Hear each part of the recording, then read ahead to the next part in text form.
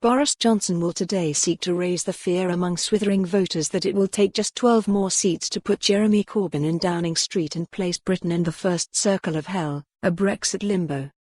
After suffering what one Tory insider described, with a deal of understatement, as a difficult day over the NHS photo row, the Prime Minister is hoping to regain the political initiative and make the final 2 days of campaigning count in his party's favour.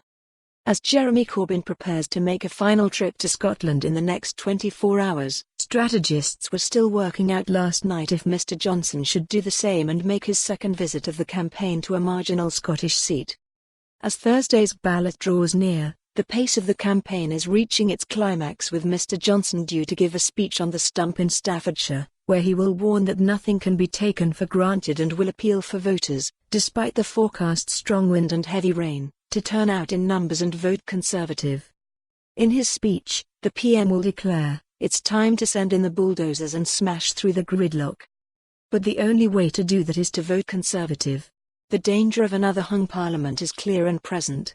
There are sophisticated and well-financed attempts underway to prevent a Conservative majority through tactical voting.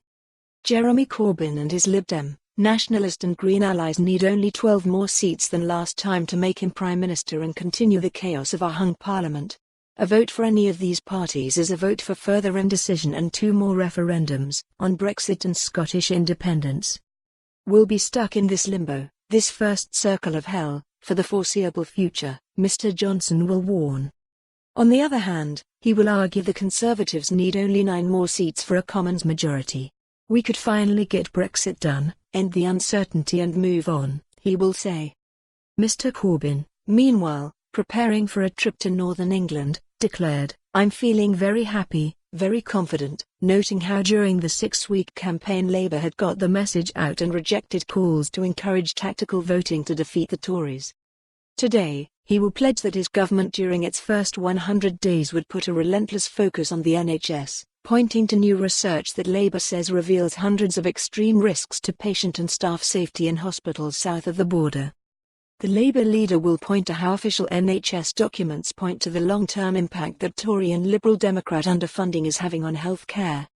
In government, Labour would immediately undertake a full audit of the risks revealed by the research and prioritise capital spending to ensure people and buildings are made safe. Describing the NHS papers as shock. For more on this story, visit the news article link.